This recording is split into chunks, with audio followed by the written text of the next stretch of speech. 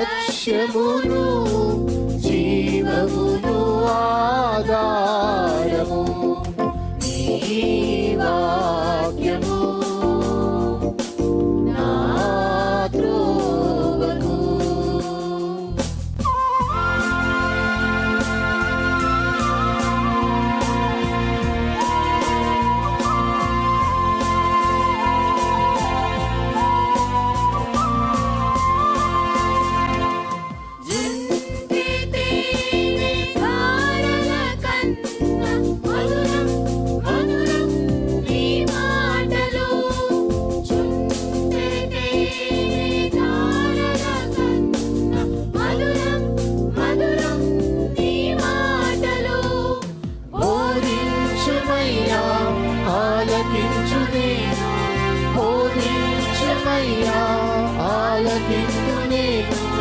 అనుసరింతునయ్యా ఆత్మశక్తితో, అనుసరింతునయ్యా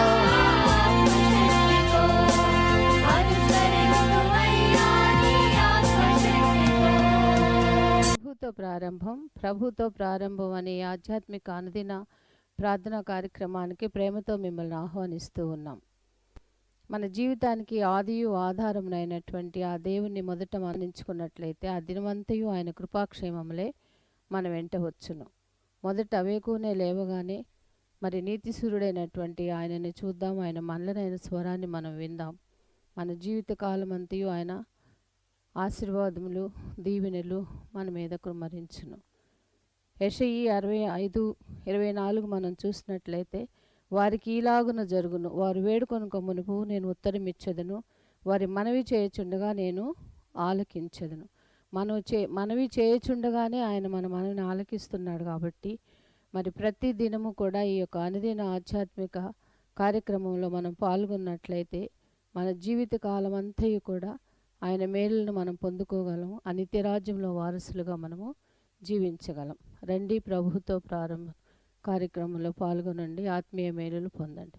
దేవుడు మిమ్మల్ని దీవించండి.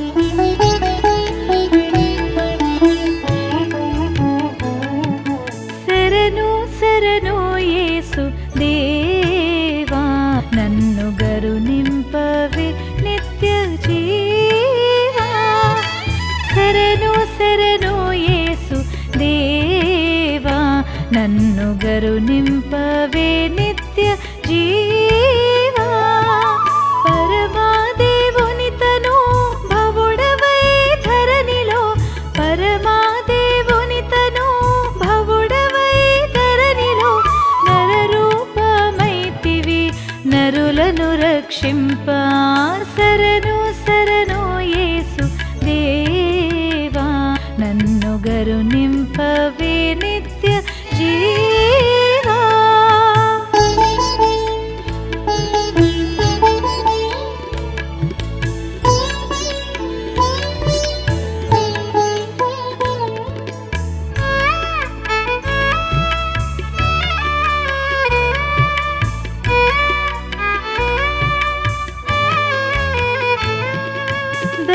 దైవోక్రమునకు బాత్రుడను, విమల భావమునకే నసహ్యుడను.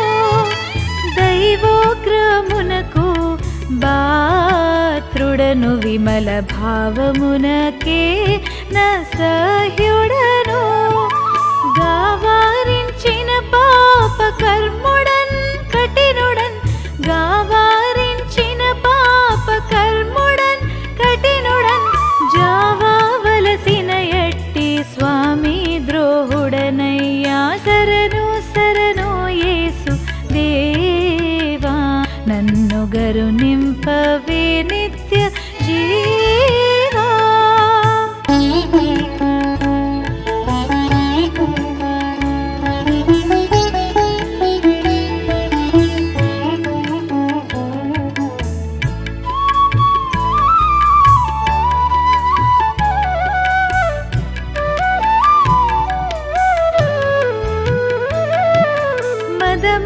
మదమత్సరమ్ములు మెండై నాదు మదినాక్రమించెను నిండై.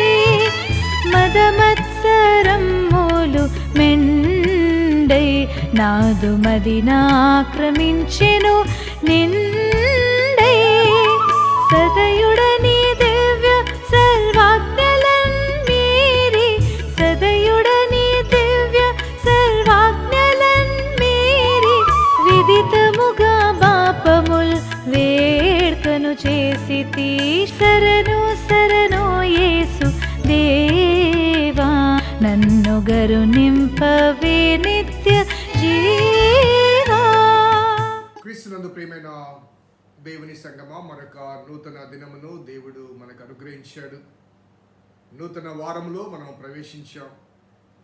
దేవుడు మనతో అనుదినము మాట్లాడుతూ ఆయన వాక్యపు నేపథ్యంలో మన జీవితాలు సరిపోలుస్తూ సరిచేస్తూ ఆయన రాజ్యంలో ప్రవేశించడానికి మనల్ని సిద్ధం చేస్తున్న ఆ దేవదేవునికి కృతజ్ఞతలు తెలియచేస్తూ ఈ చక్కని ఆలోచన ప్రేరణ దేవుడు మనకు అనుగ్రహించి ఆయనే అనునిత్యం మనతో మాట్లాడుతూ ఆయన లేఖన సారాంశాన్ని మనకు వినిపిస్తూ విశదపరుస్తూ మనల్ని ఆత్మీయంగా ఎదిగింపచేసిన ఆ దేవునికి స్తుతులు చెల్లిస్తూ మరొక నూతన దినం రండి. ప్రభుతో ప్రారంభం, అనుదిన ధ్యానం, ఆత్మకు క్షేమం. ప్రార్థన చేద్దాం. కృపగల దేవా, దయగల తండ్రి, మీ పాదములకు స్తోత్రము చెల్లిస్తున్నాం నాయన. నీ ఉచితమైన దయా సంకల్పాన్ని బట్టి మమ్మల్ని ప్రేమించి ప్రోత్సహిస్తూ అనుగ్రహిస్తున్న ఆధ్యాత్మిక వర్తమానములు బట్టి ప్రభాస్తుతులు చెల్లిస్తున్నాం.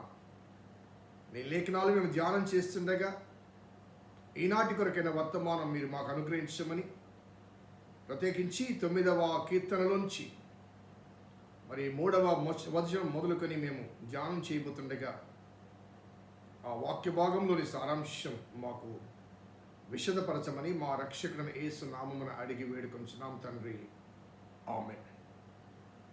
3వ వచనాన్ని ఒకసారి మనం జ్ఞాపకం చేసుకుంటే,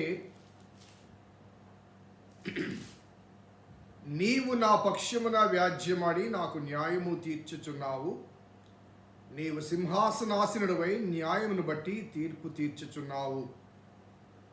స్తుతితో ప్రారంభించి తన జీవితంలో దేవుడు చేసిన మేళ్లను ప్రచురపరుస్తూ నా పూర్ణ హృదయంతో ప్రభువా నిన్ను స్తుతిస్తాను అంటూ దేవుని కొనియాడిన ఆ భక్తుడు మరి ఆ స్తుతి తదనంతరము తన విశ్వాసాన్ని వెల్లడిపరచడానికి ఈ వాక్య భాగము మరి ఉపయోగపడుతుంది. మన జీవిత అనుభవాల్లో మరి ఆయా పరిస్థితుల మధ్య దేవుని స్తుతించి ఆరాధించి దేవుని ప్రసన్నం చేసుకుని ఆ తర్వాత గత కాలంలో దేవుడు మన పట్ల ఏం చేశాడో అది నెమరు వేసుకోవడం అనేది చాలా ప్రాముఖ్యం.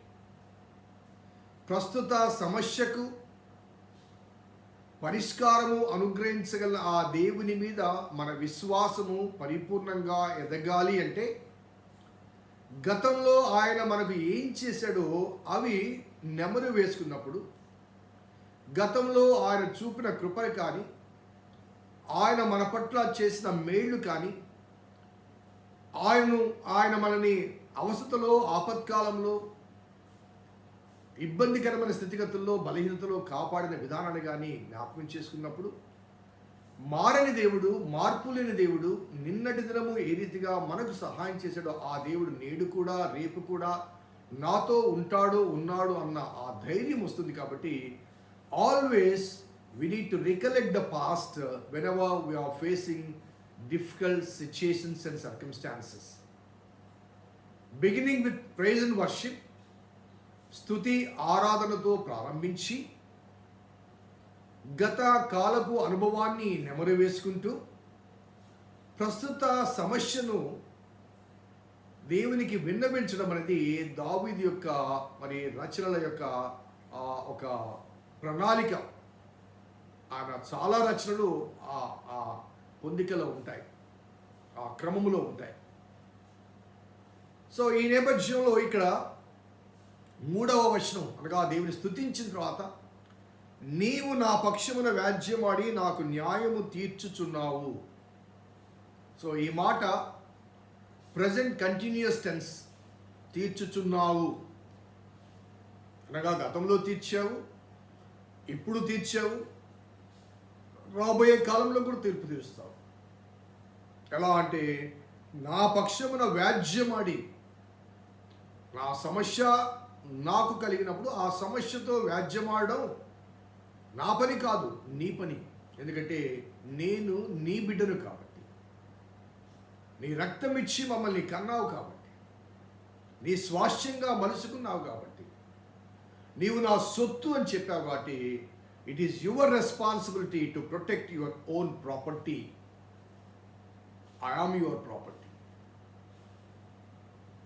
పాత నిబంధనలో యెషయా గ్రంథంలో అదే మాట ఉంది. భయపడకము, పేరు పెట్టి నిన్ను పిలిచి ఉన్నారు, నీవు నా సొత్తు అంటాడు. పౌలు భక్తుడు కొరింథీ పత్రికలో అంటాడు, మీరు విలువ పెట్టి కొనబడిన వారు, మీరు దేవుని సొత్తు అంటాడు. మీరు మీ వారు కాదు. కాబట్టి మన సమస్యల్లో అపవాది కానీ, అపవాది సంబంధికులు కానీ, దుష్టులు కానీ, దుర్మార్గులు కానీ, అన్యాయస్తులు కానీ ఎవరైనప్పటికీ కూడా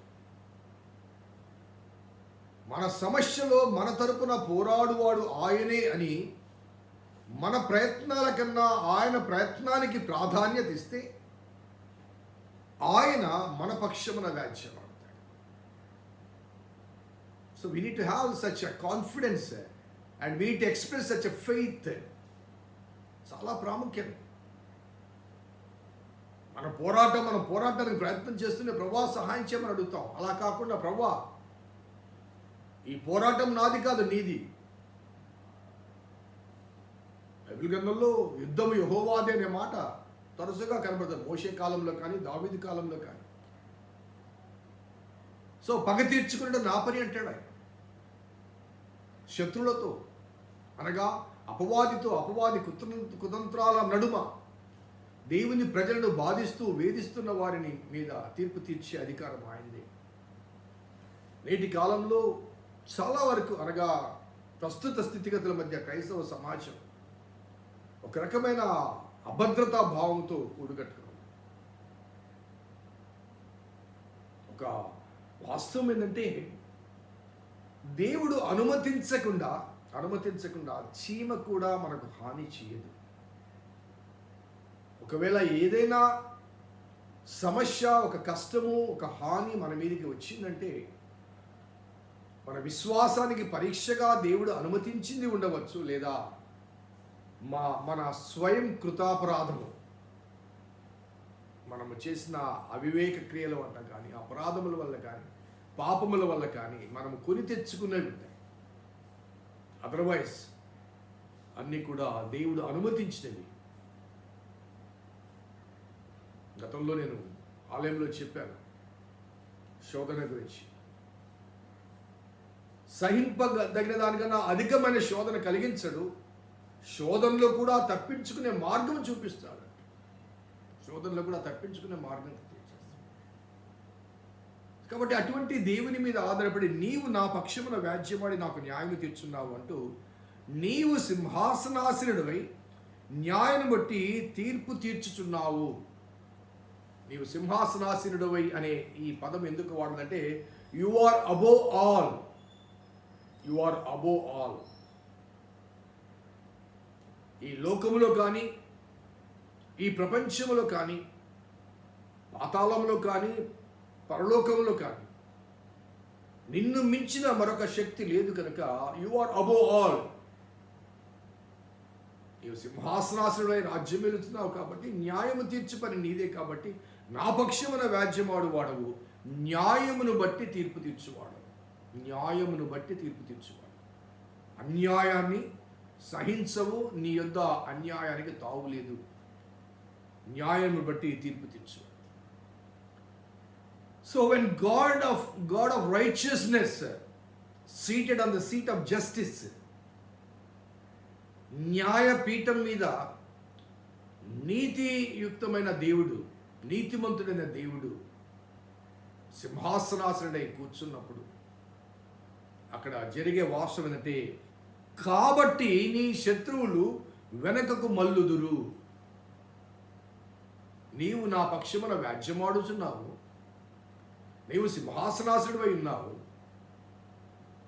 కాబట్టి నీవు వ్యాజ్యమాడుతున్నప్పుడు, నీవు సింహాసనాసుడిగా ఉన్నప్పుడు నా శత్రువులు ఏమవుతుంటే వెనక్కి మళ్ళుదురు.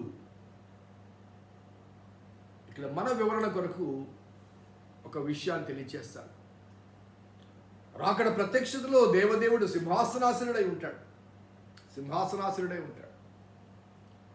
ఆ సింహాసనాసురుడైనప్పుడు అక్కడ వాదోపవాదాలు జరుగుతాయి. ఆ వాదోపవాదాలు జరిగినప్పుడు అపవాది వచ్చి నీ గురించి నా గురించి మన గత జీవితాన్ని జ్ఞాపకం చేస్తూ మనల్ని క్లెయిమ్ చేస్తుంది. నాకు సంబంధించిన వాడు ఇతడు ఫలాని చేశాడు, ఫలాని పాపం చేశాడు, ఫలాని తప్పు చేశాడు, హీ బిలాంగ్స్ టు మీ. అపవాది వచ్చి క్లెయిమ్ చేస్తాడు. యోబు వృత్తాంతంలో దేవదూతలతో కలిసి అపవాది కూడా పోతాడు కదండి. అక్కడ దేవుడే స్వయంగా యోబు విషయంలో సవాల్ చేస్తాడు. సో అపవాది వెళ్తాడు, అనగా God gives an opportunity to the accuser to claim. అప్పుడు యేసుక్రీస్తు అను ఉత్తరవాది మన పక్షమున నిలబడి మన గురించి విజ్ఞాపన చేస్తూ అతని పక్షమున అతను చేసిన పాపములకు ప్రాయశ్చిత్తము నేను చెల్లించాను, నేను విడిపించాను, ఈజ్ మైన్ అంటాడు. సో అపవాది వచ్చి నావాడు అన్నప్పుడు ఉత్తరవాది యేసయ్య వచ్చి I paid in full for what ever he did in the past. గతంలో ఆయన ఏం చేశాడో వాటన్నిటికీ పరిహారం నేను చెల్లించాను, అతని మీద నీకు హక్కు లేదు అంటాడు. అప్పుడు ఇక్కడ రాయబడ్డ మాట నా కాబట్టి ఎందుకంటే సింహాసనం మీద ఉన్నది దేవదేవుడు, న్యాయమును బట్టి తీర్పు తీర్చువాడు. నా పక్షమున వ్యాజ్యమాడు ఉత్తరవాది దేవుని కుమారుడు. కాబట్టి నా పక్షమున వ్యాజ్యమాడి నాకు న్యాయము తీర్చు నా దేవుడు నా పక్షం ఉండగా నా మీద నేరారోపణ చేయడానికి వచ్చిన అపవాది వెనకకు మల్లుదురు, నీ సన్నిధిని వారు జోగిపడి నశింతురు. నీ సన్నిధిని వారు జోగిపడి నశించుదురు. వాదములో విలువ ఉండదు. So they had to fail and return. వాదములో విలువ ఉండదు, జోగిపడి నశింతురు అంటూ నీవు అన్యజనులను గద్దించి ఉన్నావు, దుష్టులను నశింపచేసి ఉన్నావు, వారి పేరు ఎన్నటికీ ఉండకుండా తుడిపి పెట్టి ఉన్నారు. శత్రువులు నశించి వారు ఎన్నడూ ఉండకుండా నిర్మూలమైరి. నీవు పెళ్లగించిన పట్టణంలో స్మరణకు రాకుండా బొత్తిగా నశించి. ఈ న్యాయపీఠం మీద దేవుడు కూర్చున్నప్పుడు, దేవుని ప్రజల పక్షమున దేవుని కుమారుడు వ్యాజ్యమాడినప్పుడు, న్యాయము తీర్చినప్పుడు, ఎవరైతే అన్యజనులు అనే మాట ఇక్కడ ఎవరు వాడంటే దేవుని అంగీకరించని వాడు, దేవుని తృణీకరించిన వాడు, దేవుడు అనుగ్రహించిన ఉచితమైన రక్షణలోనికి రాకుండా ఆ స్వాగతాన్ని ఆ ఆహ్వానాన్ని మరి తృణీకరించిన వాడు, దేవుడిచ్చిన అవకాశాన్ని దుర్వినియోగం చేస్తూ దేవునికి దూరమైన వాడు. అక్కడ రాయబడ్డ మాట వారిని నశింపచేసి ఉన్నావు, వారి పేరు ఎన్నటికీ ఉండకుండా తుడుపు పెట్టి ఉన్నావు. ఒక బ్యూటిఫుల్ ఎగ్జాంపుల్ మీకు చెప్పేదండి. యేసుప్రభువు వారు స్వయంగా చెప్పిన మాట. ధనవంతుడు లాజరు వృత్తాంతం చెప్తాడు కదండి. ఆ వృత్తాంతం మొత్తం నేను చెప్పలేని సమయం లేదు, కానీ ఆ లాజరు దరిద్రుడని, ఆ దరిద్రుడి పేరు లాజరు అని, అతడు చనిపోయాడని దేవదూతల చేత కొనిపోబడి అబ్రహాము రొమ్మున కూర్చొనబెట్టబడ్డాడు. ఆ ధనవంతుడు కూడా చనిపోయాడు, పాతిపెట్టబడ్డాడు. పాతాళంలో అగ్ని కీళ్ళ మీద కాల్చబడుతూ కళ్ళు తెరిచి చూస్తే అబ్రహాము రొమ్మున ఈ దరిద్రుడు కూర్చున్నాడు. ఆ దరిద్రుడి పేరు లాజరు. మరి అక్కడ ఆ ధనవంతుడి పేరేంటండి? ధనవంతుడి పేరేంటి? దరిద్రుడండి. ఎవరికి పనికిరాని వాడు, కురుపులతో అడుక్కునేవాడు. వాడి పేరు యేసయ్య జ్ఞాపకం చేసి అతని పేరు లాజరు అంటాడు. కానీ ధనవంతుడి పేరు లేదు. అందుకే ఇక్కడ రాయబడ్డ మాట వారి పేరు ఎన్నటికీ ఉండకుండా తుడుపు పెట్టి ఉన్నావు. They will not be recognized any more because they lost the opportunity given unto them. దేవుడిచ్చిన అవకాశాన్ని దుర్వినియోగం చేసి అనేక సార్లు దేవుడు హెచ్చరిక చేసినప్పటికీ కూడా పెడచెవిని పెట్టి దేవుని మార్గానికి భిన్నమైన రీతిగా ప్రయాణం చేసి వారు తమ జీవితాన్ని ముగించారు. కాబట్టి వారి పేరు దేవుని గ్రంథంలో లేదు. కాబట్టి వారు వెనకకు మల్లుదురు, వారిని నశింపచేస్తావు, వారిని గద్దిస్తావు. They will be called into the judgment. వారి పేరు జ్ఞాపకం ఉండదు, ఎన్నడూ ఉండకుండా నిర్మూలమైపోయారు. But is tragic ending to those who reject. What a beautiful beginning for those who accept. నా పక్షమున నా దేవుని కుమారుడు ఉత్తరవాదిగా ఉండి అపవాదితో వాదించి ఆ పరలోక భాగ్యాన్ని నాకు ఇచ్చాడు అంటే ఎంతటి ఆశీర్వాదం, ఎంతటి ఆనందం. ఒకవేళ ఆ పిలుపును నువ్వు ఇప్పటివరకు వినకపోయింటే ఇదే మంచి తరుణం అండి, ఇదే అనుకూల సమయం.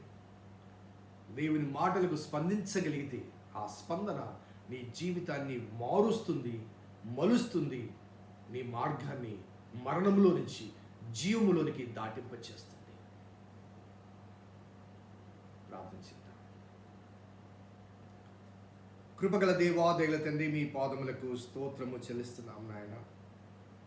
నీ ఉచితమైన దయా సంకల్పాన్ని బట్టి మమ్మల్ని ప్రేమించి అనేక ఆధ్యాత్మిక అంశములు ప్రభా మీరు బోధిస్తున్నారు, అద్భుతమైన విషయాలు తెలియచేస్తున్నారు. ప్రభా స్తుతులు చెల్లిస్తూ అవకాశాన్ని సద్వినియోగం చేసుకుని నీ న్యాయపీఠం ఎదుట నా పక్షమున నీ కుమారుడు ఉత్తరవాదిగా వ్యాజ్యమాడుతున్నాడు అన్న వాస్తవాన్ని గమనించి ఆ రీతిగా ఆయనకు సమర్పించబట్టకు, నా వ్యాజ్యమును ఆయనకు అప్పగించుటకు మీ కృప అనుగ్రహించమని వేడుకుంటూ, తృణీకరించినట్లా కలిగే మరి ఆ సమస్య ఏమిటో, ఆ ముగింపు ఏమిటో జ్ఞాపకం చేయబడ్డాం కనుక అటువంటి చేదు ముగింపు మా జీవితాలు ఉండకుండా ప్రభా మేము మారు మనస్సు పొందుటకు మీ కృప దయచేయండి. మా రక్షకుడిని యేసు నామమున అడిగి వేడుకొంచున్నాం తండ్రి, ఆమేన్.